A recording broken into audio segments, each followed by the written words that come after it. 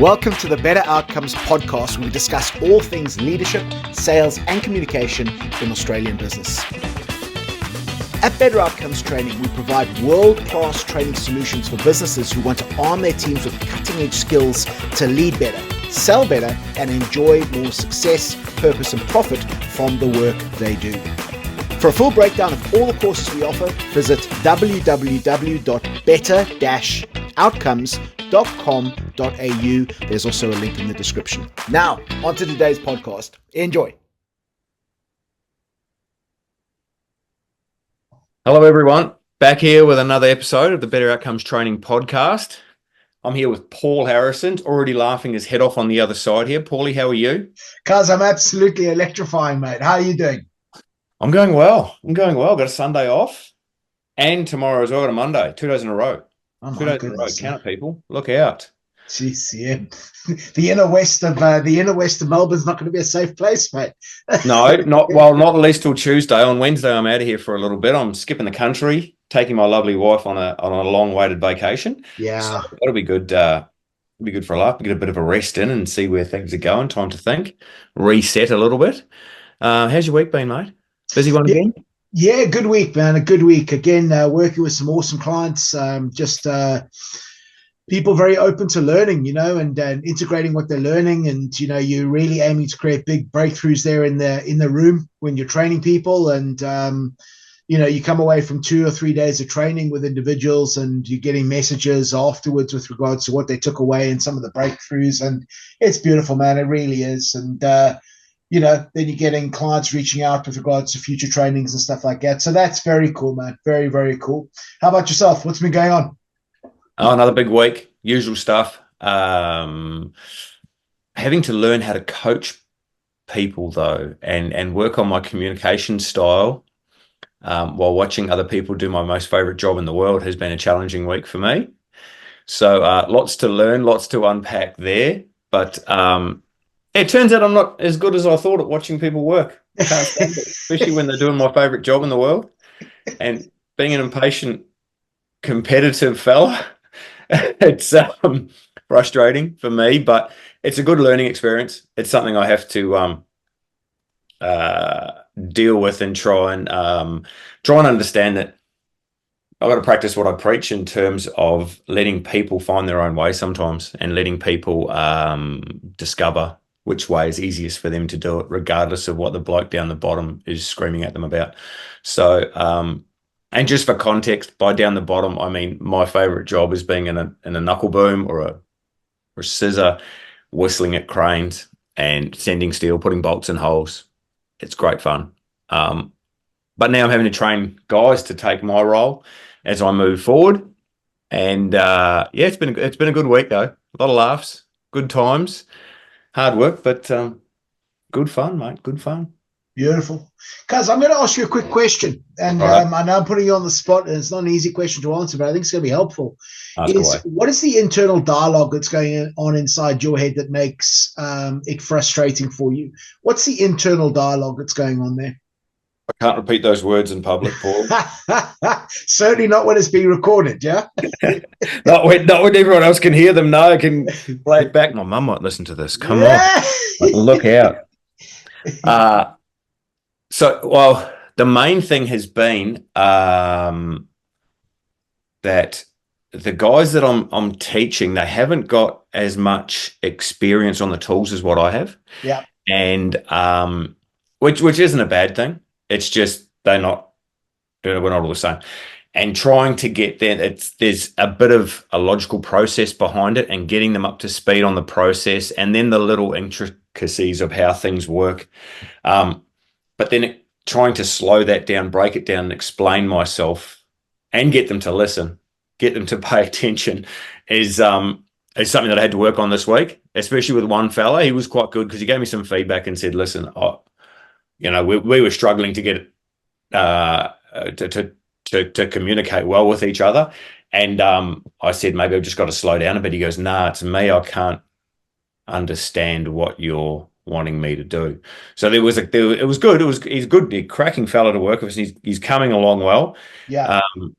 It's and the environment he's in, it's very fast paced and there's a lot going on. There's a lot to think about and worry about and make Yeah. sure you're keeping an eye on other people as well. So tight little crew. So, but he's going well. He's going well, the fella. But it makes for some interesting times. I can see why my father was so frustrated at times. Trying to teach me, a couple of sports coaches, my teachers, my wife, my mum. I can see why they've all been frustrated with me in the past. So yeah, funny week. Funny week. Yeah. Yeah, no, it sounds like it. It's always interesting that it's interesting where, like, when there's senses of frustration and stuff like that, where that actually comes from, you know. And I think a lot of the time it's the internal conversations we're having with ourselves. Often I think along the lines of, why are you not getting this, or you know, what's wrong with you, you know, and that can cause frustration with us. But something that really helped me, particularly with training people, is firstly understanding everybody views things in a different way. Also, secondly, everybody's got a different context. So it's different relevancies they've got. And if you want to teach somebody something new, one of the most beautiful things to do is be able to attach it to something they already know. Yeah. So if there's a particular area of interest they've got, if there's a parallel between what you're teaching them and, you know, what they already know in a different context, then being able to connect those two. But here's the other thing. The other thing is something that really helped me is an understanding that everybody is doing the best they can with what they have. Now, you know, very often people might say, well, you're naive to think that, you know, maybe other people just, you know, maybe they're being negative or something like that. But I think that generally speaking, and there are some exceptions to this, but it's always helped me if I'm trying to explain and really want somebody to get something, but it's just not clicking. It's like to understand that they're doing the best they can with what they have in the moment. And even in the moment includes their own self-esteem. You know, It's like whether they think they can do it, whether they think they can change, whether they think they can develop or evolve, you know, and it was something that just that reframe. And it wasn't always easy. It certainly still is not always easy because you want people to get it, but it's like, okay, how can I adapt to communicate in a way that works better with this person? And again, I don't say that as sort of some degree of self-righteousness. It's just it was an interesting reframe for me. And I don't like using that word interesting. It was, let me say empowering, because you know, if somebody's saying, that's an interesting observation, Paul, Interesting, you know, sure. they're really saying, what are you really saying there? Yes, you know? that's right. It's interesting that you would say that. You know, what are you trying to dance around here, you know? Exactly. I think one of the other big things was all the other times I've been training someone or coaching someone, teaching people how to do things, I'm stood right beside them or opposite, you know, in the same environment. In this case, it can be anything up to 3 stories in the air with a couple of ton worth of steel and timber hanging over their head. And you can't, like, I could go up there in the basket with them, but that's not going to help them along much anymore from holding their hand the whole time. So, and when you get to the little bits like how to move something or how to make it move or how it works, it's very hard to explain those details calmly in a quiet, reflective manner. Yeah. That distance.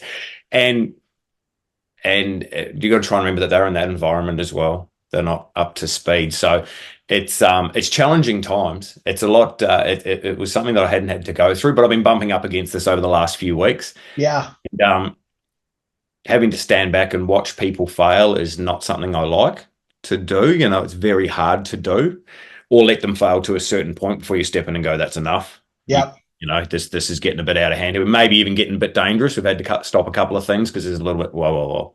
Yeah. This isn't going well. Let's just stop this and have a think about it. But no, it's been a good week. And as always, see the funny side of things, have a laugh. And the guys I work with are always good value. So, you know, keeping it positive as much as we can and have a laugh about things. And then have a bit of a debrief at the end of the day, which is always something that I like to do when I've found that sometimes in the heat of the moment, you can, like we've talked about, you can say things that you regret. As soon as you say it, it's like, oh, geez, I shouldn't have said it that way.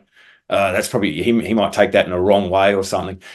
So once we come down, you give it a little bit and go up to them and say, listen, this is what I meant by that. I didn't say it the right way. Yeah. You know, sorry. And the guy that I'm working with, he's like, no, I get it. I just wasn't listening to you properly. I couldn't understand this.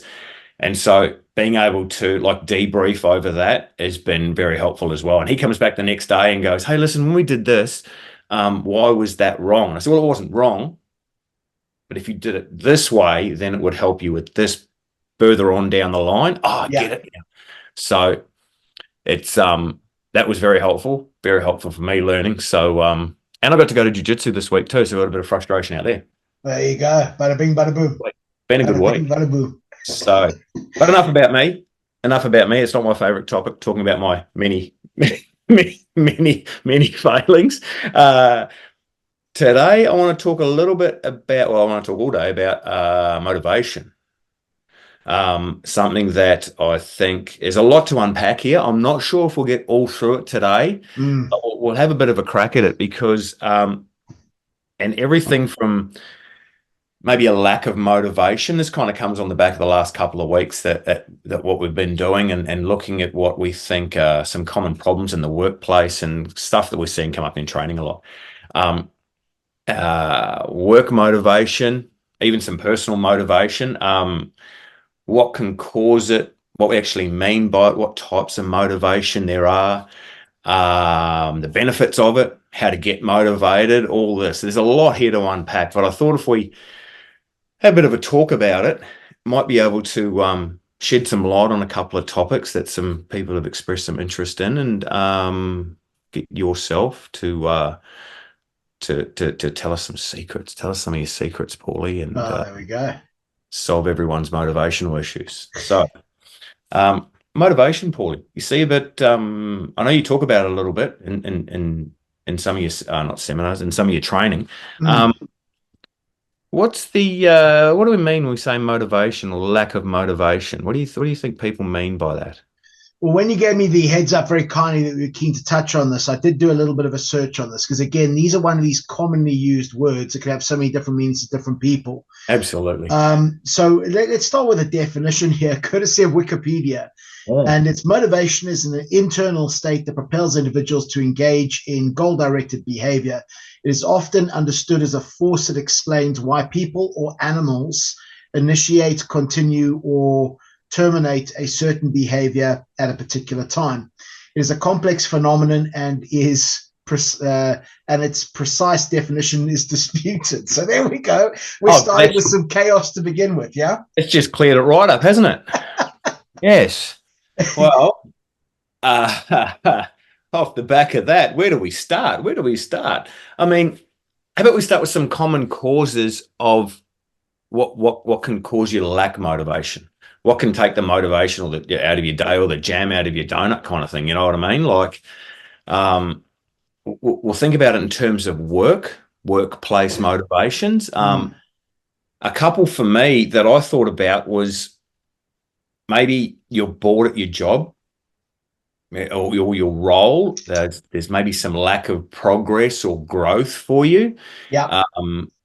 Maybe there's also a mindset thing going on where you think you've hit the top or you can be. Yeah. No, so there's not really much to get motivated for because you don't think you can be any better, like a fixed mindset kind of thing. Or it could be something, it could be simple like long hours, no rewards for the hours that you think you're putting in, or maybe even stuff like poor leadership, or no challenges at work, that kind of thing. Yeah. That's some, you've heard stuff similar to that? Yeah, absolutely. I mean, there's very often particularly when I'm doing some degree of leadership training, the aspects of team motivation very often comes up. And how do we actually motivate teams?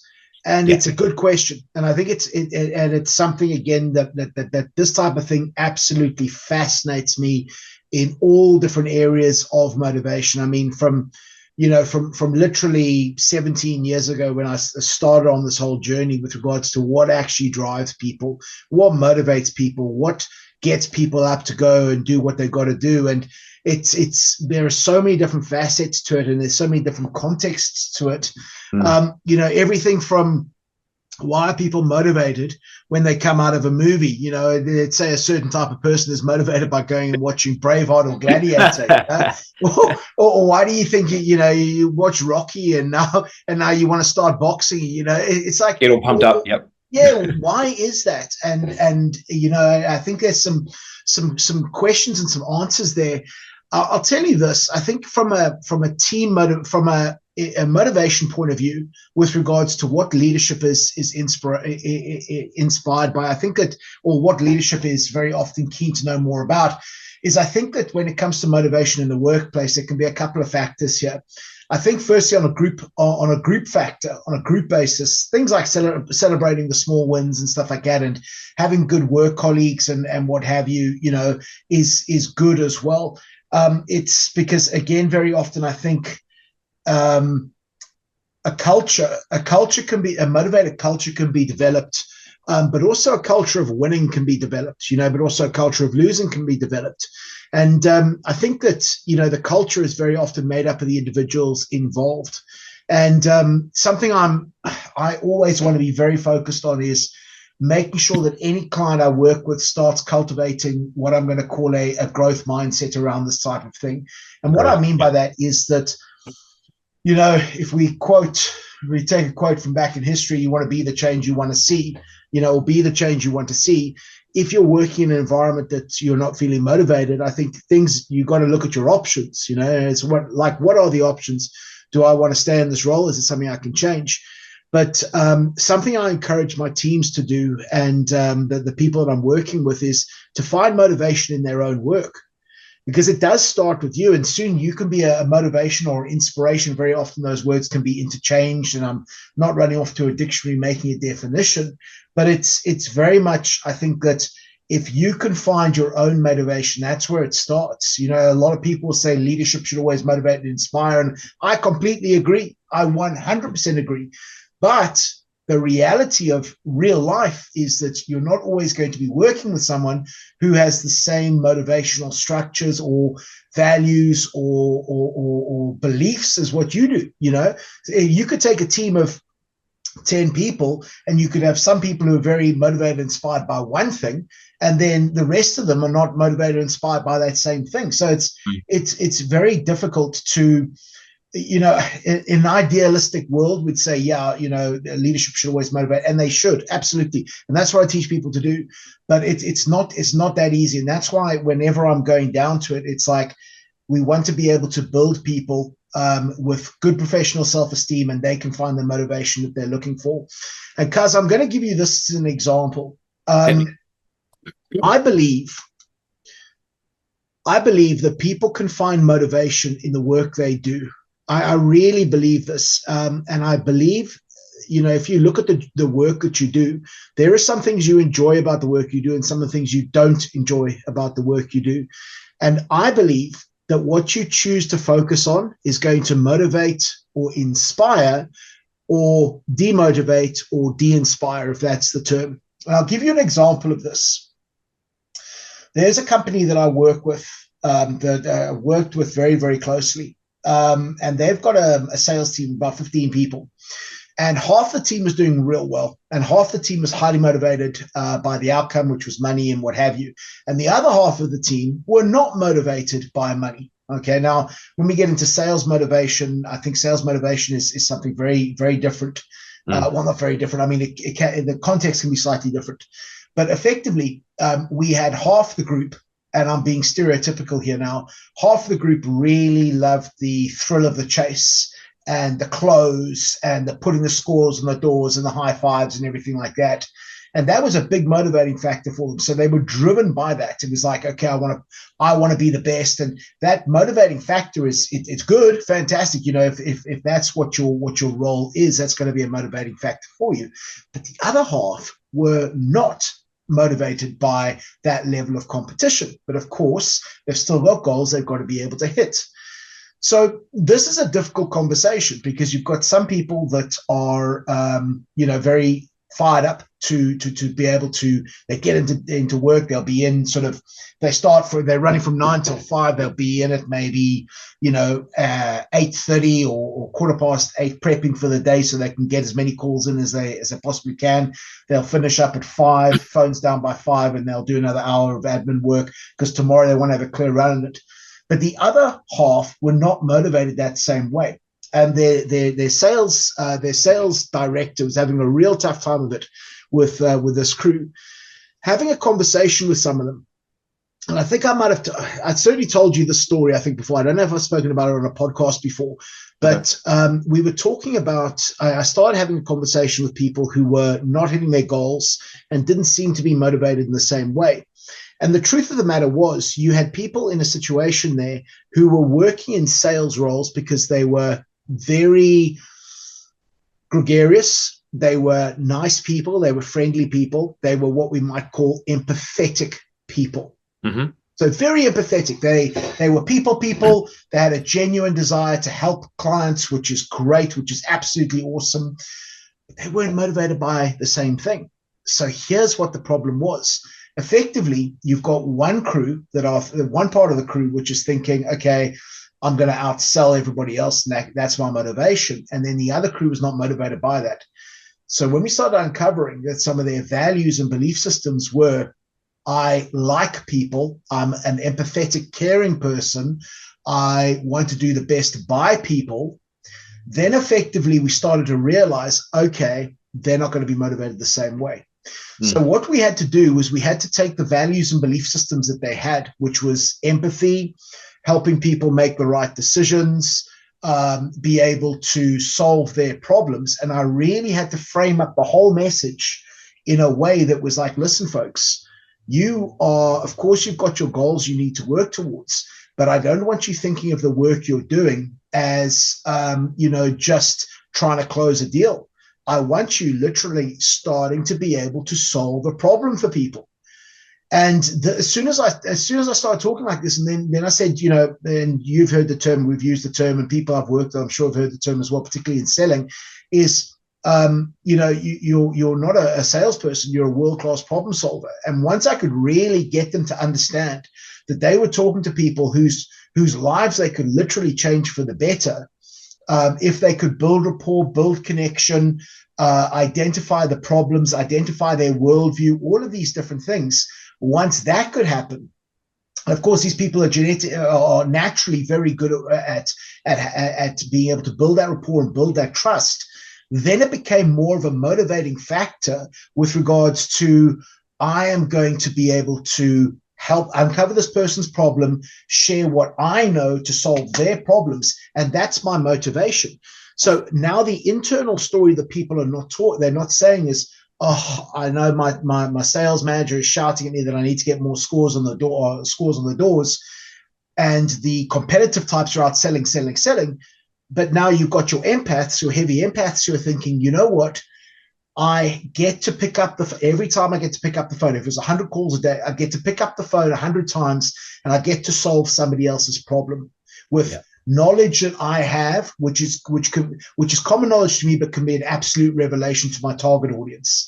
As soon as we could create that shift, that belief system that people have with regards to what they're bringing to the table and their approach, then they started to have this motivation at a much higher level, because now they're not forcing themselves to do something. They're not forcing that, because, if you consider yourself an empath, you're caught between a rock and a hard place. If your sales director is giving you've got to close more deals, and your personal values are saying, I'm not a pushy salesperson, it's like you're caught between a rock and a hard place until you can redefine how they think about themselves with regards to, yes, I know I've got to put scores on the doors, but it's not just about pressure closing. It's not about selling snake oil. It's not about, being pushy or any of this stuff. It's about, let me connect with you. Let me uncover the problems that you're currently having. Let me share with you the insights I've got that can really help you so you can trust me and you can go on to have a better life, dear prospect or dear client. Once we did that, Now you have people who are looking forward more so to pick up that phone, especially when we started honing down their skill sets on building rapport, uncovering problems, and aligning potential solutions. The other interesting thing was we had to make them okay with closing as well, because a lot of these people, very empathetic type people, they want to leave the information out there. They want to say, oh, the client can come back to me when they've made the decision. Truth of the matter is the client doesn't know what you know. So you have to empower the client to be able to say yes in that point of view, you know. But I think very often the true empaths, they think the client knows what they know, what the salesperson knows, and they don't. So they don't know what the next step is. So really being able to redefine what the individual is doing.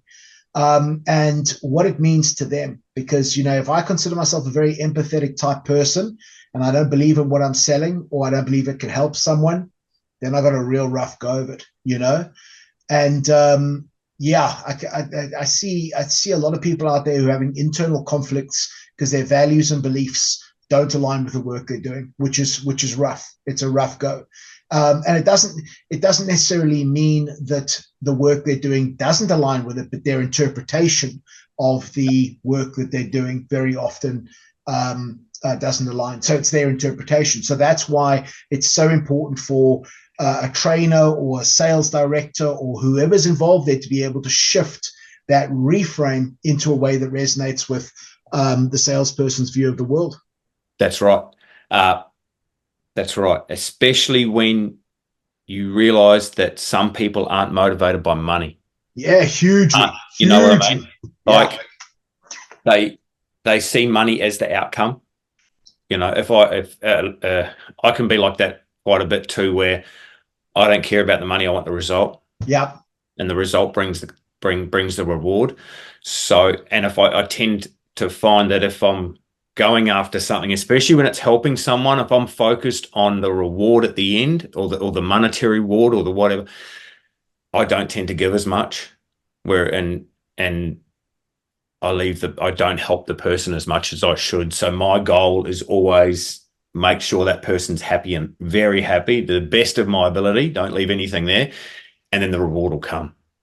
Either Absolutely. way, help someone. So yeah, I was going to talk about that. How do you motivate people without money? Some people you can throw as much cash as you like at them, doesn't matter. Absolutely. You know, it's not something they measure themselves by. So that's another factor that as well. I'm glad you brought that one up, because I think that's very important. Motivating people without reward, so to speak, without monetary reward, without financial reward. Yeah, I think there's a lot of other reward aspects out there. I think I think it's important for people to be able to speak how they're seen, you know, and to be aligned with the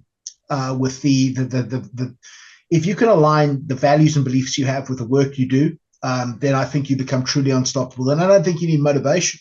You know, you think about it. You know, for any of our viewers who enjoy a good binge watch on Netflix, you don't need motivation to binge watch. You know, no, it's because you love doing it already. That's right. If you can, I guess that the one way of getting motivated is linking something you're interested in to something that you can make money out of, or you can find purpose or a sense of direction in. Yeah. Something that you already enjoy, like a hobby or a pursuit or whatever it is. If you can link something like that together, whoa, those people are unstoppable. They really are. Absolutely. Something you love to do, look out. You know, some people may not be motivated at what they're doing at work, but outside work, maybe they love jiu-jitsu, maybe they love surfing, maybe they love whatever their hobby is. Yeah. And people like that who manage to take that leap, you know, brave people, and hats off to them, and end up doing that, doing what they love. Whoa. Unstoppable people there. Absolutely. I tell you, actually, cuz it's a good timing, this podcast, because this week I did a 2-day training with a group of people from a few different businesses, and there was one of the attendees who, she was probably the youngest attendee there. She must have been, I don't know, 25, 26, something like that. But she came up to me at the end of the workshop, and I'm broken. By the end of 2 days, I'm absolutely broken. Yep, And she said to me, she goes, she was grateful for everything she'd learned and everything. She was phenomenal throughout the 2 days, just really engaging and asking questions, and just really somebody who's very open to learning, which was awesome. But she said to me, how do you find some work that you really enjoy? And I said, well, what do you mean? And she goes, well, the work I'm doing at the moment is work I do enjoy. I do like it, but there's some aspects of it that I don't like. And I said, okay. And I said, well, I went back to, if you fall in love with the process, you and I have spoken about this before. Yes. If you fall in love with the process of what you do, then effectively you don't really need motivation. And that's very broad for me to say, but if you look at the work you do, and maybe the work you do comprises of 10 different elements, and you enjoy 7 of those elements, there are 3 elements you don't enjoy. That's, that's normal. That's sort of normal human, how we find ourselves. And I think there was a couple of other aspects to that. Firstly, she goes, a certain number of these things I really enjoy, some things I don't enjoy.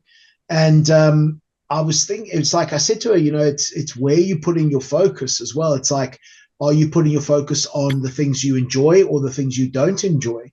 And she kind of thought about that for a bit, because the thing is, it's like, if you don't enjoy your work, but you enjoy the people you work with, that's like, you can say to yourself, you're going into work the next day and you can say, oh, I'm going to go and see my friends again, and we're going to have a good time. We've got to go and mow the lawns of the cemetery or something like that. And I'm terrified, but I get to work with some cool people, and it's again, it's what we're focusing on. Am I focusing on the 70% I like or the 30% I don't like? The other side of this as well, I was thinking afterwards, I was thinking about this, is I can't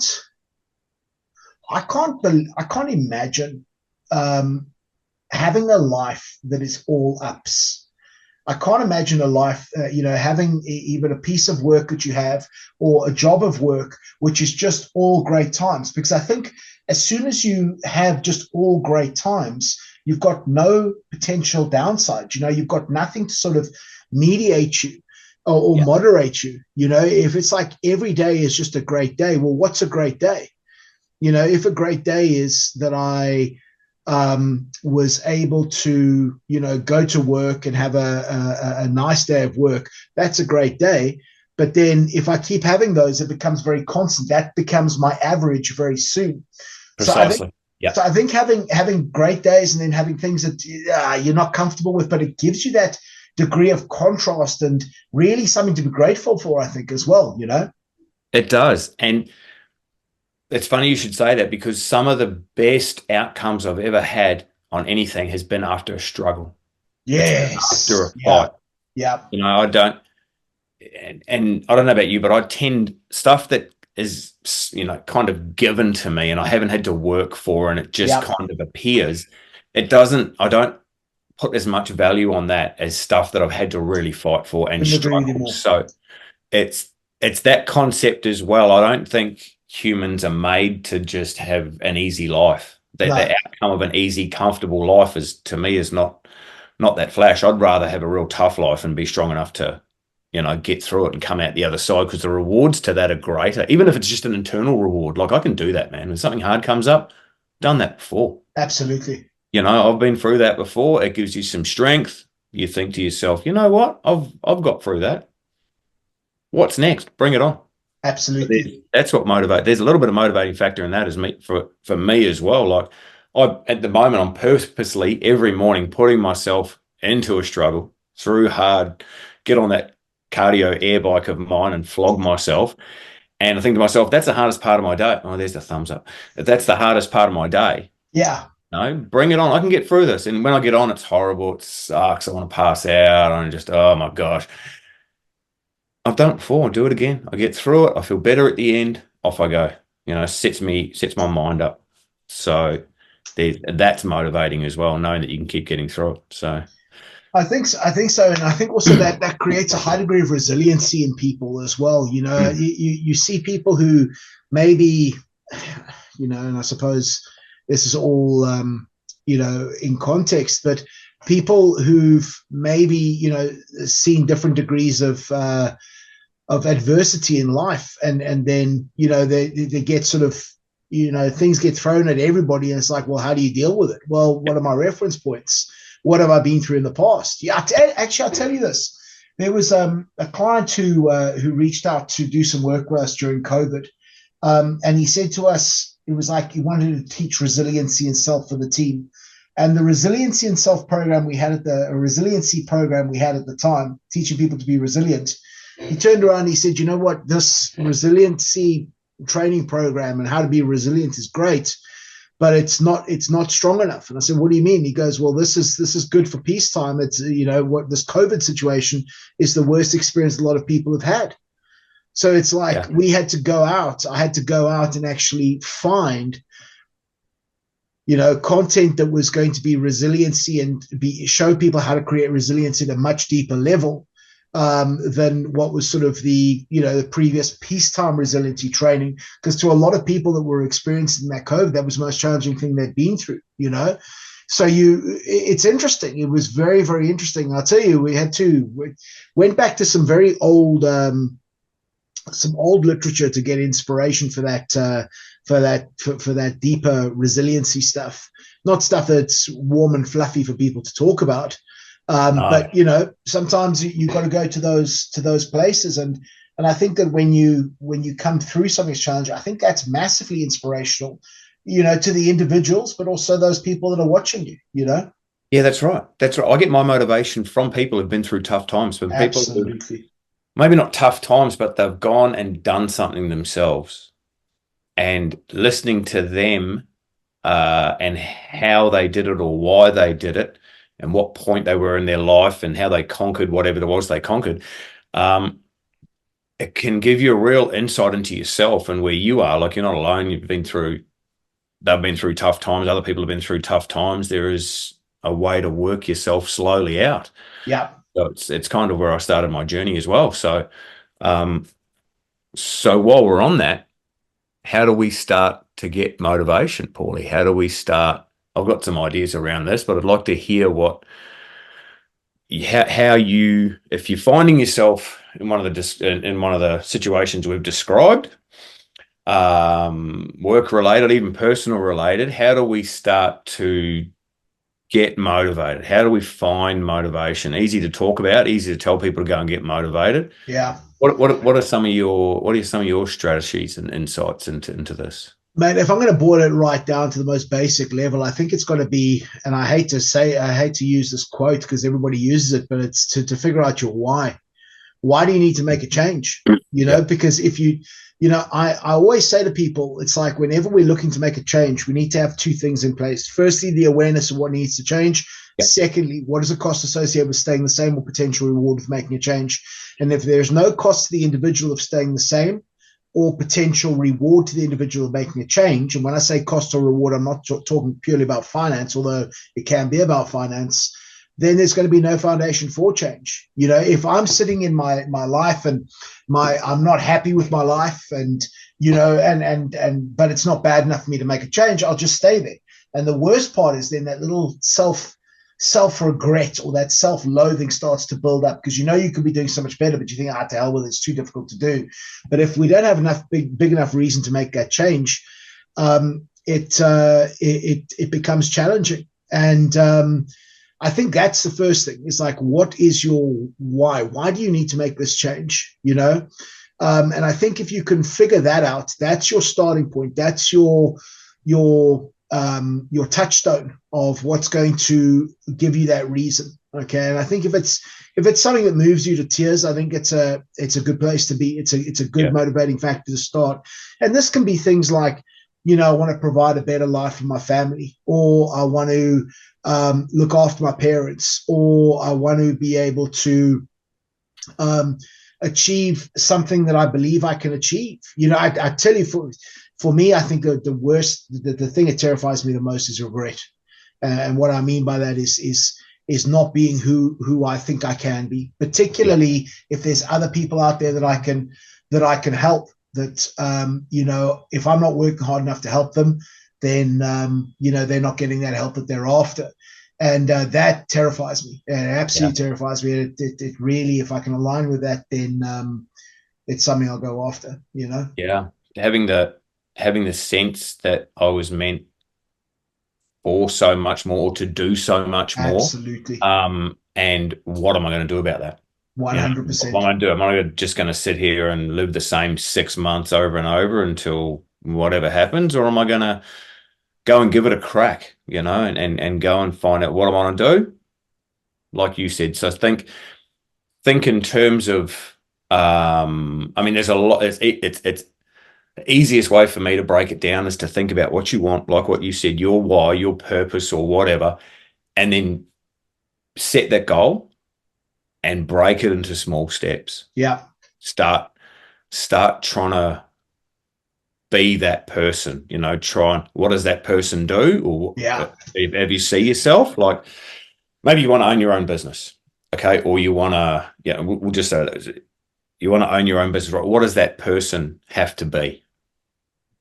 Start being that person. Needs to know about accounting, needs to know about software, needs to know about design and content, and what. Start being that person. Small steps. What does that person do? Well, that person takes care of themselves health-wise. Well, there you go. Maybe that's enough. So break all these down and start doing little things that you won't notice the change in the mirror, but if you wait 6 months, it'll be a different person. Absolutely. And I showed you a photo of me 4 years ago. Jeez, I wouldn't have recognized you, mate, even though I knew you back in the day. I just, for context, people, I think it was a Facebook memory that popped up when me and a good friend of ours, we're doing some plumbing works at the front of my house, which involved an excavator, a broken water pipe, and a blue tongue lizard. It was on. It wasn't even 7:30 in the morning, and it was on. The neighbours are thinking, what has moved into our street? And the video that popped up on my Facebook was like, whoa, that bloke's twice the person I am. So it was crazy to look back. It was you were about 30 kilograms heavier. That's what you're trying to say, mate. Yeah, something like that. Yeah, 30 kilograms. Yeah, and it's crazy. And not only that, like I can't see the change in myself because I look at me every day and it's nothing special. Like it's like, oh, not you again. But the changes, even, and when I saw the video and I stopped and thought back to what I was doing at that time, I'm just a different person, completely different person now. So wouldn't mind getting a hold of them, actually. Yeah, that'd be an interesting conversation. It'd be good, get them on the mat. Be about the only person I can beat these days. But so that's where I would try and start. Now, the other thing that I think helps, and this helped me massively, is get a buddy. Get a buddy or a role model. Yeah. Let's think back to jiu-jitsu. We went together. Yeah. Yeah. And that was motivating in itself, because there was no way that I was going to let you down. Yeah. You were always, and I think you had the same thing. It reminded me back of when I had apprentices, and they used to rain, hail, shine. It didn't matter how I felt or what I wanted to do that day. That kid was showing up. I had to pick him up and go to work. So that was motivating as well. Having you always pick me up, even though it's only 2 minutes around the corner. You came to my house, picked me up, accountability, off we went. So if depending on your goal that you want to break or how you want to get motivated to do it, if it's something health related or business wise, getting a buddy to work alongside the same kind of goals can be a massive help, absolutely massive motivating factor. And the other little thing that it works for some people, not a lot, doesn't work for me so much, but a lot of people that I know, they'll make themselves accountable by putting it out in public, what they want to do and what they want to achieve, whether it's weight goals or fitness goals or certain things they want to achieve, they'll make it public. And that's a level of accountability as well. So one of those two things, if it's in your nature, can help, but definitely to get a buddy one. Absolutely. Yeah, I wrote down a couple of things here as well. And I think that peer group is absolutely crucial. Yeah, Peer group is who you're associating with is absolutely crucial. And it's not always easy to shift the peer group if you're associating with people who are not where you want to be, or they're yeah, people that you aspire to be like and you're not associating with them yet. Find a way of getting around them. yeah, I mean, it's like, where do they hang out? How can you connect with them? What can you do for them to sort of become part of that crew? Have those people around you. And then again, so important, I think, so important is what you put in your eyes and your ears. mm, What are you reading? What are you learning about? What's normal to you? Is it normal for you to watch stuff that gets you outraged and then you hate on the world and stuff like that, and it becomes self-destructive? Or are you putting stuff in your mind that makes you a better person, that keeps you moving towards your goal? I think that's a huge thing. I really do. yeah. Speaking of peer pressure, what one thing that I struggled with was not so much leaving my mates behind, but having to sacrifice time with them to get to where I wanted to go, because I thought they'd Yeah, hate me for it. And I thought I'd lose some good mates over it. And I struggled with that a lot. And I made up some bad excuses to get around that. But the the best part is they're all still my mates now. yeah, So they're good friends. So it's something that you will battle with, because yeah, especially if you've got some big sacrifices to make. Look, listen, some people you got to cut out of your life. Like you said, some people maybe you're associating with the wrong people, or the people who aren't mentally going to be where you are and where you want to go. yeah. Others will always be there for you. You've just got to make sure that they understand what you're doing, why you're doing it. And Mm-hmm. if they're not interested, so be it. Good Yeah, for them. But it's about you and making sure that you got to make some sacrifices to get to where you want to go. You got to get off the couch, start moving if you want things to happen, and making sure that you got some good people around you. It's critical. absolutely. And Absolutely. here's the other thing, guys. People are terrified of losing friends, and it's perfectly normal. Yeah. Again, if we want to go into sort of basic human DNA and the desire to be part of a group and what have you. But Right. here's the other thing. Here's the other thing for people who are looking to find a new crew of people, maybe another part-time pastime, or a new group of people that you've met at meetup or something like that, or you've been to Toastmasters like what you've done. Is Yeah. you're going to meet some phenomenal new people as well. Absolutely. If you can think about it, some of the best people that you've ever met are still in your future. You haven't met them yet. That's a hell of a thought process. Couldn't have said it better myself. The experiences I've had, jiu-jitsu, Yeah, which we always keep absolutely. coming back to, but listen, Yeah, you just yeah, have to get used to it, people. It's crazy the jiu-jitsu and Toastmasters. They both we're there for a common cause, which means we've all got something in common yeah, straight away. Toastmasters, especially because yeah, it's terrifying. yeah, I found Toastmasters more terrifying than getting on a jiu-jitsu mat with black belts, because just the fear of public speaking, and you're all in the same boat together. And the funny part is you stand up there and you're looking at all these people and you think, oh, they're all judging me. And you go and sit down and they're all like, oh my God, you did so well. I was terrified for you. And you're all in the same boat, regardless of your beliefs, your background, where you go. So you've automatically got something in common. And when we think about it, when you talk about conversation and communication, one of the big hurdles is finding that one thing that you've got in common with someone. Well, bang, you've got it. You've already got it there. So, yeah, and jiu-jitsu is the same. The people from different walks of life, yeah. just all over the place, and got a common thing. And it can be really motivating. It can be so you just find a new comfort zone where you go. Mm. I think it's also when you go and do things that are difficult, I think you meet people of a certain caliber there as well. If you're doing things and everybody gets sort of some degree of nerves at some level when you go and do something difficult. It's like I mean, it's like the big fellas are terrified of the warm up. Hopefully they survive the warm up, and the smallies think they're going to get smashed. But everybody's got sort of some degree of anxiety about. And God, getting out and doing public speaking is absolutely terrifying, man. It really is. It's like know, we've all heard the analysis of people are more terrified of public speaking than they are of death. I don't know quite how that works out, but it's people who are, I think, willing to go out and do something difficult. I think it speaks a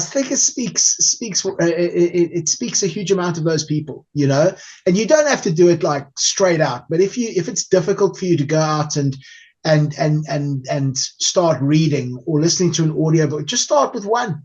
Or walk you around the block. Just start with one step, literally one step towards, or get to the post box at the end of the road and then walk back.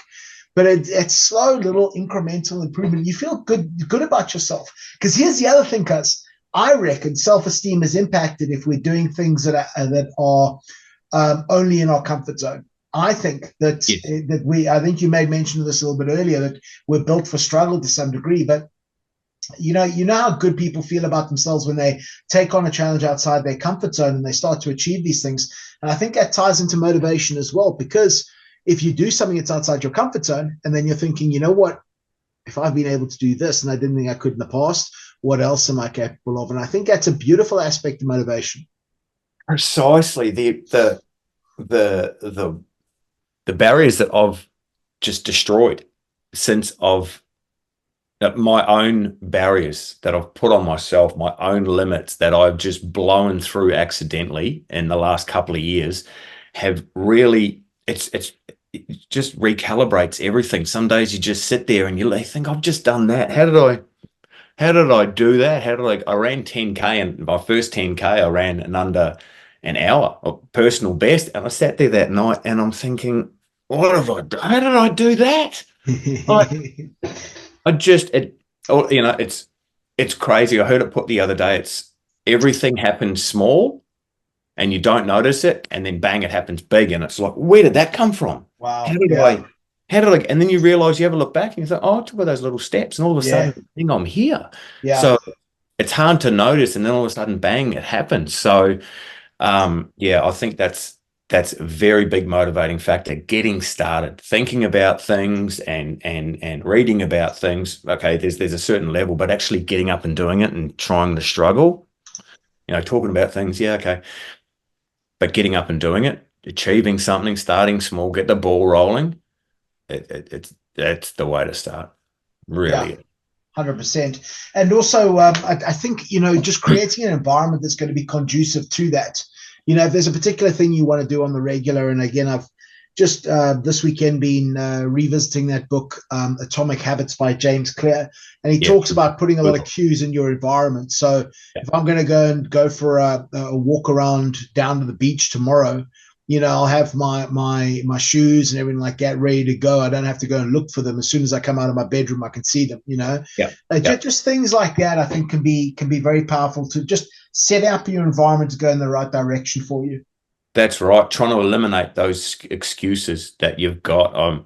That got me a fair way into it with, some of the pathetic excuses that my brain can come up with to not exercise or to not do this, and realizing that, and then trying to put a system in place to combat that, like standard operating procedure. We've talked about it, setting myself up tonight for the next morning, making sure that I do kind of systems so I don't have to think about it. I just do it. Naturally, it becomes a habit, and you're halfway through it. Get up after dinner, clean up, make my food for work the next day. Just bang, just do it. And in the morning I get up, same routine, coffee, blah, blah, blah. It makes you kind of go into machine mode, becomes automatic. You don't have to think, and that habit just grows. And then you slowly incorporate a little bit more at a time, and away you go. You end up this demon that can't be stopped. But the other side is as well, it's like, it's interesting, because I think when you're highly motivated and you're driven to go out and achieve certain things, whatever they are, whether it's to raise a good family, whether it's to do good with your sport, to have the best looking garden, whatever it is, a great looking garden, what have you. I think that there's another side to it as well, which is, it's when is the time to sit back and be, I did it, and it's like, because I think that's important as well. And the other side of that, and let's be very balanced with this, is, if you are focusing just on that challenge the whole time, I think it can become very, very addictive. And that's fine, absolutely, as long as it's serving you, Yeah. But keeping their eyes on what the main thing is, and what's important to you, and your circumstances are unique, and that's a beautiful place it's a beautiful place to know that you have the capacity to get going. But also there's different elements in life, there's different times in life, and I think sometimes you're full throttle, and sometimes it's time to sit back and enjoy other aspects of life as well. So far be from me to speak about work-life balance, but there you go. Well, true. And being motivated towards a goal can help you get through some real tough times as well.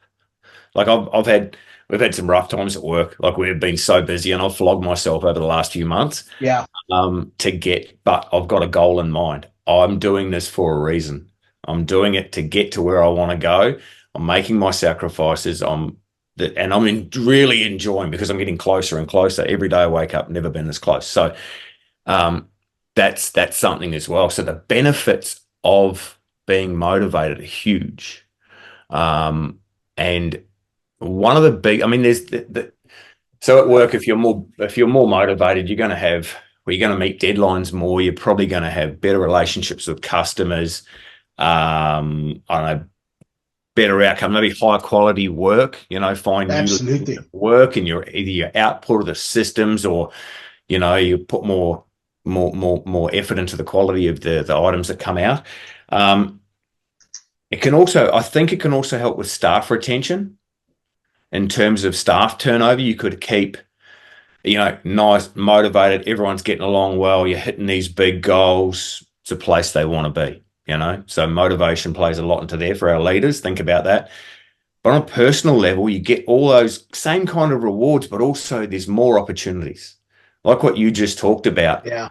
I think that when you've got a goal and you set something and you really want to get there, you've got that growth mindset, and off you go. Like if you want the best garden in the world, you go along there. There's other opportunities that open up on the way, Yeah. If you want to, the funny part is it may not be what you were actually looking at. It may not be that goal. It'll be something along the way, along that journey, that can just pop up out of nowhere. You didn't even know existed. Bang. Because you're moving, because you're motivated, all of a sudden these opportunities are there, which, you got opportunities. Yeah. There's less stress. So, there's a lot of benefits. Absolutely. Personal and professional benefits to being motivated, tying together, but I reckon opportunities is a cracking one. Here's another thing, just off the back of this week, actually, I had another conversation with another client of mine who is, his business is redirecting. So they're redirecting into something slightly different. It's a small business, but effectively redirecting. And he's not entirely sure that he wants to be involved in the direction they're going in. And something I've said to him is, because he's worried about going out and interviewing now, and again, he's been in the role for a long time. He's been in the role 15, 17 years, something like that. Yeah. And he said to me, he's worried about going out and interviewing, which you can understand. You can absolutely understand. Absolutely. And he's potentially, he's not in Melbourne CBD. He's outside. He's sort of a little bit outside of Melbourne, and there's not a lot of work out. There's not a hell of a lot of work in his particular areas, but there's one interview he wants to go for. And the thing is, I said to him, you've got to realize this, that you're currently doing a training with me at the moment, and you've been on other trainings in the past. That would show to me that as a potential employer that you are a pretty motivated individual. If I've got somebody who comes to be interviewed for a job, and all employers saying they want people with growth mindsets and, entrepreneurial spirit and self-motivated and all of these good things, what's a great indicator of that? Well, that you've been to taking on professional development courses. You do your own professional development, you're learning. that has got to, I think that, and I said to him, that's got to be a real advantage for you in the workplace environment as well, because it shows that you are motivated to become more of an asset to the business you work at, the employer that you've got. And I think, I think it's one thing to say I'm highly motivated. And I think anybody who goes for a job, are you highly? Oh, yes, I'm highly motivated. Yes. And I didn't expect you to say anything but that, but there we go. Yes. But saying it is one thing, but actually committing to doing it, I think, is completely another. And I think we always talk about being able to have as many options as you possibly can, and whatever your circumstance, you can go out there. It's not going to be easy always to create options, but if you're consciously aware of them, you're working towards them, particularly with regards to, because we're talking about business now, creating that, you going to these different courses, you're learning about different things. That's a great thing to have on your resume, your CV. Yep. Professional training workshops that you've undertaken. And I thought that was a really nice thing, because it's like, everybody talks about motivation. You want to be motivated, you want to feel fulfilled, you want to feel motivated, you want to see yourself in the best possible light, and we do as part of human beings. But if you tell me you're motivated, that's one thing. You share with me that you've been on professional training courses, you've dedicated to this, you do your own reading, you can list out a number of books that you've read and the key learnings from that. I'm going to understand you. Firstly, are embodying almost a growth mindset, but secondly, those would be the actions of what I would consider a motivated person. That's right. A provable track record of why you're motivated. And you may not believe in yourself. You may not, until you actually sit down, have a think about what it is that you're doing and what you've done and the skills you've got. Absolutely. Well, that's there for me. So, a lot to unpack here, Paulie. A lot to unpack. Yeah, 100%. We could keep going on about this for days, couldn't we? Quite. But, excuse me, bug in the throat. I think that's a bit of a start. I mean, we could carry on for an hour or two. No one's going to be awake by then. Of course they will. I've never had anybody fall asleep in any of my workshops, man. I have, that. Well, okay. But maybe what we can do is we can do one of these subsections on another podcast. How about that? We can take a subsection of this. Sure. Give us a yell if you want to unpack some more of this. And because there's a lot to it. There's a lot more. I know you've got a lot more strategies up your sleeve about this. We can talk about this for a while. There's quite a few things that I think we've brushed over in the past or bumped up against that we can really start to unpack if the needs there. But I'm hoping this gives people a little bit of an idea in how to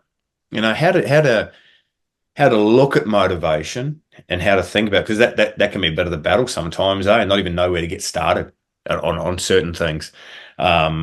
Especially for me, I'm a bit hesitant on anything new. It's like, I don't know much about that. I better do a bit of a search and find out, or maybe I need an expert to guide me on this. When a lot of the time you don't. It's just, sit down, have a bit of a think about it, think about where you want to start and away you go. Absolutely. So thank you everyone for listening. Some of the feedback we've been getting again is crazy. So I know you obviously get a lot off the back of your training and whatnot, but I'm still amazed. I'm always amazed that people will actually take the time to listen to me, or maybe they just put me on mute when I'm talking and they listen to you. Bro. Let that Kiwi humility disappear, my man, please. You provide value to all around you, bro.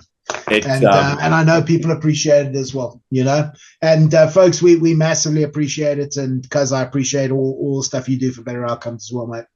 It's a pleasure, just knowing that I can help some people and have some insights into things that maybe reframe or shine a spotlight on things for people is really good. I may not be the best at teaching you how to get into a knuckle boom and throw steel in the hole. I'm working on that part of it. I'll get there. Up until then, have a great week. Paulie, again, thank you for joining me. Now, next week, possibly could be coming to you from a beach. The ultimate motivated lifestyle, the jet setter. A digital nomad. Oh, yeah, sure. Yeah, that's me. Down to a T. Yeah. I have to make sure I take some nice clothes to dress up. Otherwise, everywhere. You don't want to see that. So, Paulie, thank you. Hope this has helped. Have a great week, everyone, and we'll see you again soon. Take care. Take care, bro. Thanks all. I really appreciate it. Speak soon. See you, mate. Bye.